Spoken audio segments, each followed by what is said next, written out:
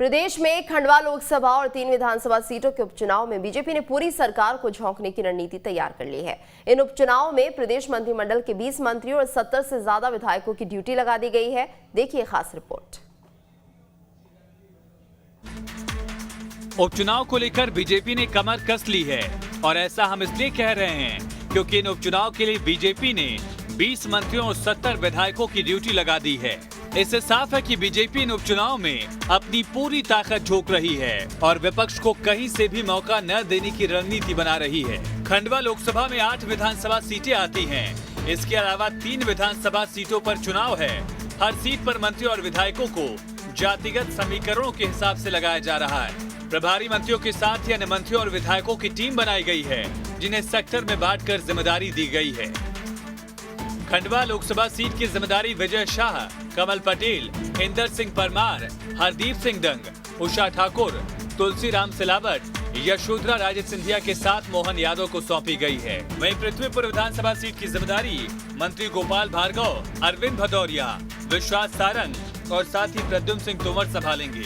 जोबट की जिम्मेदारी राज्यवर्धन सिंह दत्तीगांव, गोविंद सिंह राजपूत, महेंद्र सिंह सिसोदिया और साथ ही ओम प्रकाश सकलेचा को सौंपी गई है। रैगांव की जिम्मेदारी बिसाहू लाल सिंह, राम खिलावन पटेल, ब्रिजेंद्र प्रताप सिंह, प्रभुराम चौधरी और मीना सिंह को दी गई है। हमारी तैयारी सतत चुनाव को लेकर भी और सेवा को लेकर भी काम करती आ रही है और इसलिए भारतीय जनता पार्टी का कार्यकर्ता, वो विधायक हो, मंत्री हो, हमारा पदाधिकारी हो, वो किसी भी वो हो, हर कार्यकर्ता चुनावी मैदान के लिए तैयार रहता है।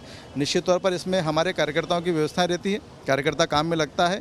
हम चुनाव मैदान में 24 घंटे तैयार रहते हैं। हमारी शुरुआत ही लोगों की सेवा करने के साथ में सरकार का लाभ कैसे मिले और हम हमेशा चुनाव के लिए तैयार खड़े रहते हैं। गृह मंत्री नरोत्तम मिश्रा सभी सीटों पर सभाएं करेंगे। वहीं नगरीय प्रशासन मंत्री भूपेंद्र सिंह भोपाल में रहकर चुनाव का प्रबंधन देखेंगे। कांग्रेस का कहना है कि बीजेपी हार के डर से सभी मंत्रियों को चुनाव में झोंक रही है।